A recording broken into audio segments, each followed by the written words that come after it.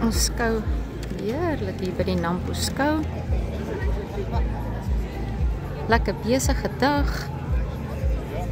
Interessante mense om ons, kostalletjies. En ons is op Nampo met die AH transformer. Lekker kompak kombuisie. Plek vir al jou koppies, eie koppies, pierings, glasies.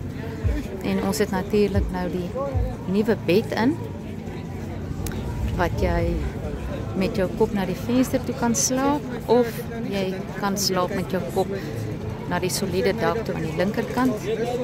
En dan ook natuurlik ons nuwe afdriehuis by Leisure.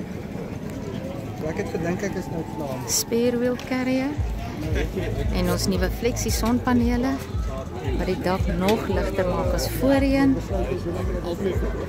En dan ons karavaan opsie wat jy 360 awning het wat jy toe kan maak met jou enclosure panels.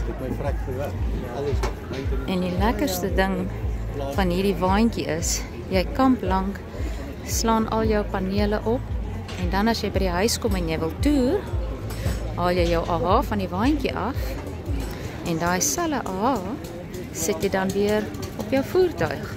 So het jy die opsie van verskillende skou, verskillende kampmoontlikhede met een kampeereenheid. Dit is 'n heerlike sonnige dag. Ons hoop ons kry baie gaste wat vir ons kom kuier.